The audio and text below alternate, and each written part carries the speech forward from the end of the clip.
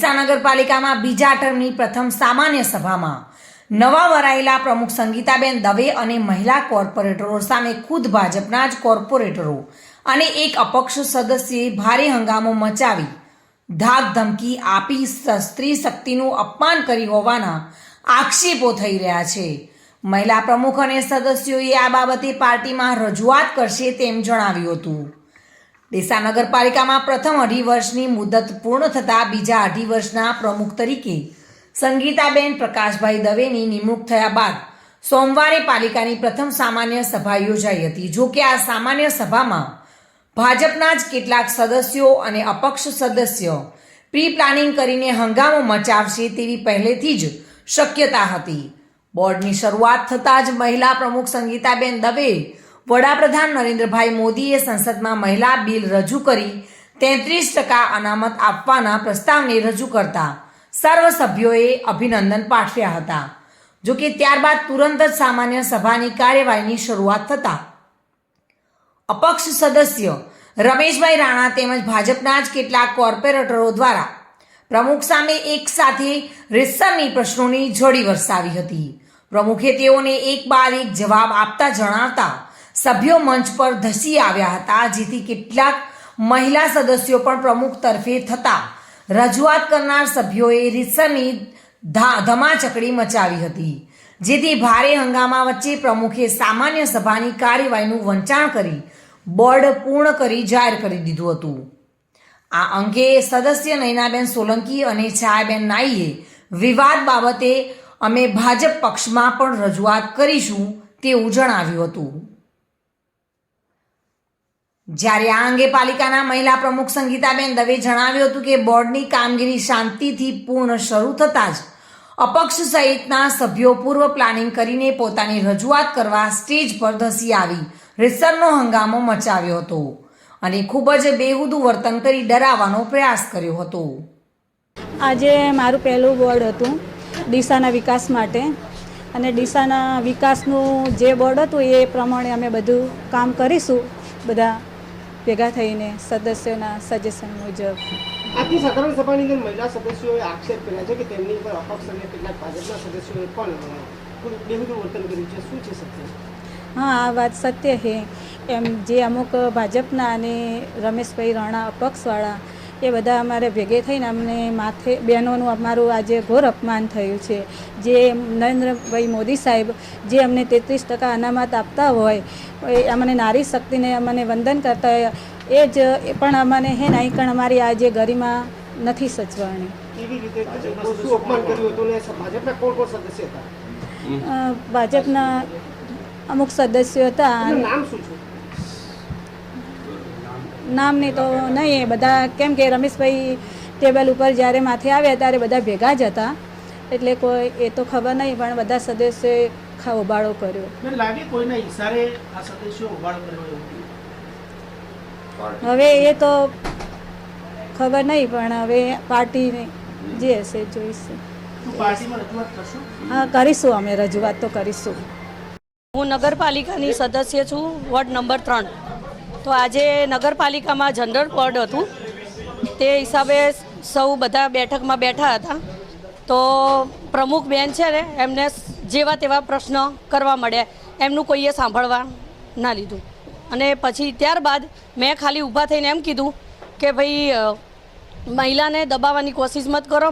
મહિલા પૂછે છે, તમને તમારે પ્રશ્ન કરવો છે એ પૂછે છે, જવાબ આપે છે, તો જેમ તેમ બોલવા મળ્યા। રમેશભાઈ રાણા એ નગરપાલિકાના કોર્પોરેટર છે વોર્ડ નંબર 3ના, મને એમ કહે છે કે તમારે બોલવાનું નહીં, ચૂપ થઈ જાઓ નકર મારીશ, આવી મને ધમકી એમને આપી છે।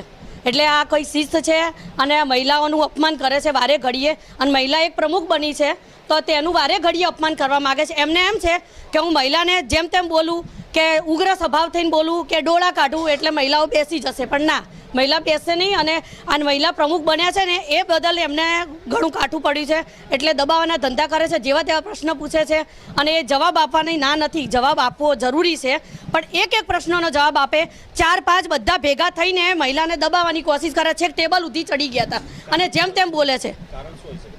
કારણ એમ કે મહિલા સદસ્ય છે, કેમ પ્રમુખ બની છે, ના હોવું જોઈએ એમ, મહિલાઓને દબાવવાના ધંધા, બીજું કંઈ નહીં, ના। ધમકી તો મારે કશું મને આપી છે એ તે બદલ એમને કડક શિક્ષા થવી જોઈએ, બસ. બાકી બીજું હું કંઈ કરવા નહીં માગતી. ના, પાર્ટીમાં રજૂઆત કરીશ. પાર્ટીમાં રજૂઆત કરીશું. જો કે આ બાબતે નગરપાલિકાના ઉપપ્રમુખ શૈલેષભાઈ રાજગોર અને સદસ્ય રમેશભાઈ રાણાએ જણાવ્યું હતું કે તેઓએ કોઈ જ મહિલા સાથે અપમાન કર્યું નથી કે કોઈ ધાક ધમકીઓ આપી નથી. તેઓ માત્ર વિકાસના કામો બાબતે રજૂઆત કરી રહ્યા હતા ત્યારે અન્ય સદસ્ય વચ્ચે બોલતા તેઓએ તેઓને ના પાડી હતી અને ત્યારબાદ પાલિકા પ્રમુખ પ્રશ્નોના જવાબ આપવાની જગ્યાએ બોર્ડ પૂર્ણ કરી દીધું હતું. કોઈ બબાલ થઈ નથી. ભારતીય જનતા પાર્ટીની આ બોડી હતી. પહેલાં તો બેનશ્રીને બધે અભિનંદન આપ્યા અને ભારતીય જનતા પાર્ટી હર હંમેશા વિકાસને વરેલી પાર્ટી છે અને જ્યારે મુદ્દાઓની ચર્ચા હતી તો વિકાસની ચર્ચા હતી અને નરેન્દ્રભાઈ મોદીનું સપનું છે કે હર હંમેશા કોઈ પણ કામમાં ભ્રષ્ટાચાર ના થાય.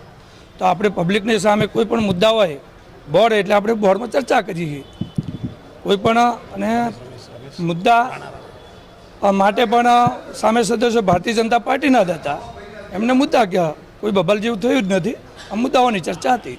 નગરપાલિકા પ્રમુખ અને 2 મહિલા સદસ્યોએ એવા આક્ષેપ કર્યા છે કે રમેશભાઈ રાણાને આગળ કરી ભાજપના સદસ્યોએ તેમના પ્રોગ્રામ કરવાનો પ્રયાસ કર્યો મહિલાઓને પણ. ના, એવું કશું જ નથી. રમેશભાઈ રાણાએ વિકાસનો મુદ્દો ઉપાડ્યો હતો. બેન એ ટાઈમે જવાબ ના આપ્યો ત્યારે એ રૂબરૂ આવ્યા ત્યારે કોઈ એવો આક્ષેપ તમે મીડિયામાં પણ જોઈ શકો છો. બરાબર, એવો કોઈ બનાવ નથી બન્યો. રમેશભાઈ રાણા સ્થળ ઉપર લઈને પણ રજૂઆત કરી શકતા હતા. ગેલેરીમાં ઘૂસી 2 લોકો પકડી અને ખેંચી જાય છે, ભાજપની શિસ્ત છે? ના, એવું નથી. પાછળથી 3-4 આવ્યા પછી રમેશ એમાં તમે જોજો, બરોબર જોજો કે જ્યારે એમને જે મુદ્દો ઉપાડ્યો એ મુદ્દાનો બેને ચર્ચા ના કરી ત્યારે લેખિત અપાયા હતા. ડીસાની અંદર છેલ્લા 6 મહિનાથી નગરપાલિકાનું બોર્ડ ચાલતું નથી.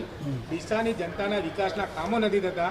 ત્યારે આપના તરફથી જે વ્યક્તિઓ હતા એમણે આજનું પણ બોર્ડ રોક્યું છે. આ બાબતે તમારું શું કહેવાનું? અમારા તરફથી કોઈ વ્યક્તિ નહીં. અમે ભારતીય જનતા પાર્ટીના વરેલા બધા સદસ્યો છીએ. હંમેશા વિકાસનું જ કાર્ય કરતા હોઈએ છીએ અને બોર્ડ દર વખત ચાલે છે. કેવું નહીં ચાલતું? આજે બેન ચાલુ બોર્ડમાં અમારી પાર્ટીના જ સદસ્યો મુદ્દાઓ જે અંદર લખેલા હતા એ મુદ્દાઓની ચર્ચા કરતી. તે ચર્ચાને કરવાની જગ્યાએ બેન તેઓ અધ્યક્ષ સ્થાન છોડી દીધું હતું.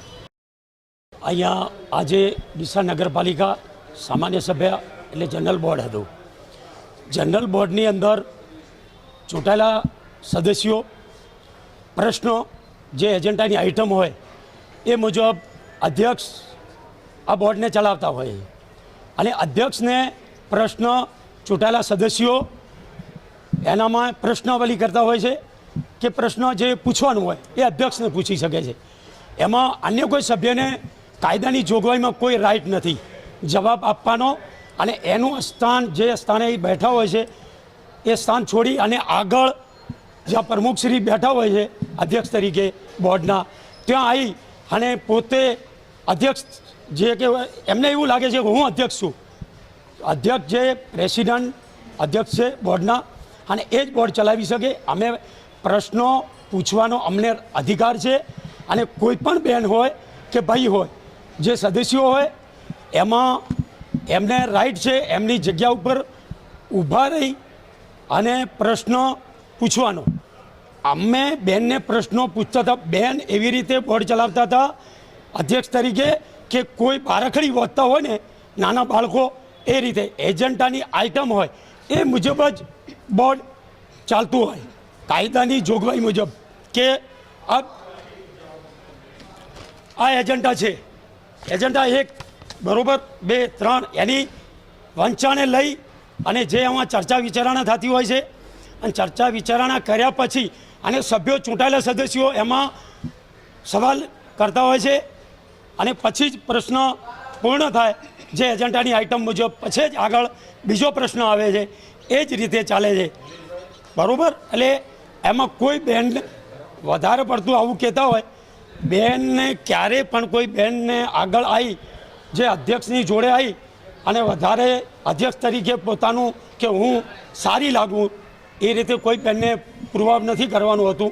અહીંયા બોર્ડ અધ્યક્ષ ચલાવે એટલે અધ્યક્ષને પ્રશ્નો પૂછવાનું મારો રાઈટ બને છે. કોઈ મહિલાનું અપમાન કર્યું નથી. મેં અપભાષા બોલ્યો નથી. બેનને ખૂબ એ જ મેં વાત કરી છે. તમે મીડિયાની માધ્યમથી બધા જ અહીંયા મીડિયાના પત્રકારો ભાઈઓ તમે હાજર હતા. તમે દેખી લો કે અધ્યક્ષને જ રાઈટ છે બોર્ડ ચલાવવાનો અને પ્રશ્નો આપવાનો અધ્યક્ષને જ રાઈટ છે. આમાં અન્ય કોઈ માણસ જવાબ ના આપી શકે બોર્ડની અંદર. અને બહારથી આવેલા લોકો અહીંયા બોર્ડની અંદર હાજર ના રહેવા જોઈએ. સભ્યો સિવાય અને અધિકારી સિવાય અને પ્રેસ મીડિયાના લોકો જ આ બોર્ડની અંદર રહી શકે છે. અહીંયા જે બહેનો છે એમના પતિશ્રી પણ હાજર રહે છે. એ કાયદાની વિરોધ અને અનલીગલ વસ્તુ છે. એમાં એક પણ અહીંયા વડાપ્રધાન શ્રી આજે અનામત લાયા 28% અને એમનો લાભ આ બહેનોને મળતો નથી. એમના પતિશ્રી અહીંયા નગરપાલિકાની અંદર પણ પ્રોક્સી વહીવટ કરી રહ્યા છે અને ખૂબ જ ખરાબ રીતે આ ડીસા શહેરની હાલત બગાડી રહ્યા છે. અને મેં કોઈ આ બહેનને પ્રશ્નો એવો ખોટો કર્યો નથી.